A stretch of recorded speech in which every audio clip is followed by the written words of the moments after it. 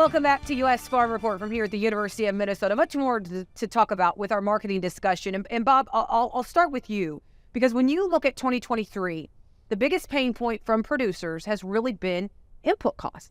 And we've seen some fluctuation lately, but as we head into 2024, what does that production cost picture look like? These are numbers from southern Minnesota. I've just been working on them recently, but we're going to see about a 6% decrease from 2023 going into 2024 in terms of cost of production.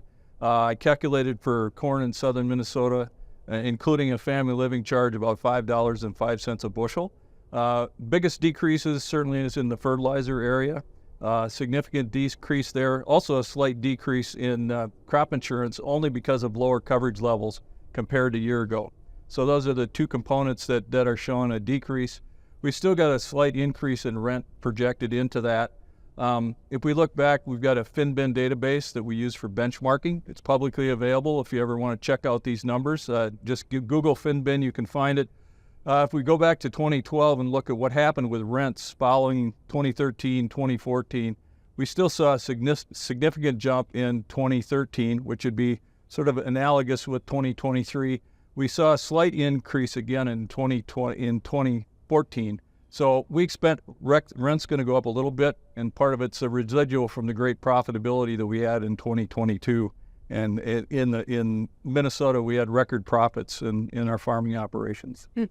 Well, also looking at 2024, and we've been talking about renewable diesel and some of these other opportunities that could be coming on the demand side, domestic demand side for soybeans. A lot of hope there. Some of these plants have been a little slow to come online. So what is your thoughts? I mean, are we going to see a significant uptick in some of these demand scenarios? And if so, how should farmers change their marketing plans based on some of those biofuels opportunities? Well, when we were at Commodity Classic here last March, I stood up in front of this big group, and I had a list of 16 new plants that were coming on board, or at least they were either expansions of existing plants or brand new plants, 16 of them coming up, something like $3 to $4 billion worth of investment, all in the next 4 years, out to 2026. Will it all happen? I don't know. It depends on the mandates, depends on the price of oil, depends on the subsidies, the incentives put together by policy, but they're on the board.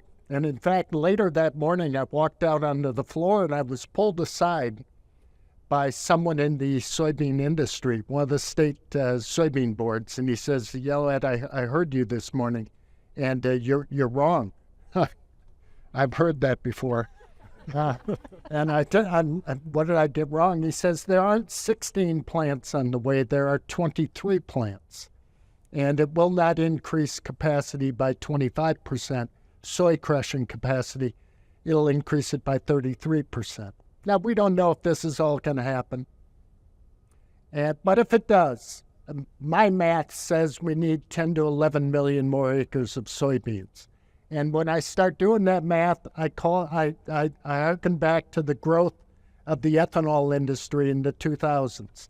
And that upset everything in agriculture, led to some very good times because corn was demanding more acres, and that meant less wheat, less barley, less other commodities.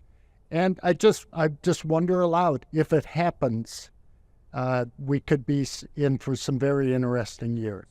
Well, not only on the marketing side, but you look at some of the work, and I know you mentioned it earlier, but you look at some of the work being done.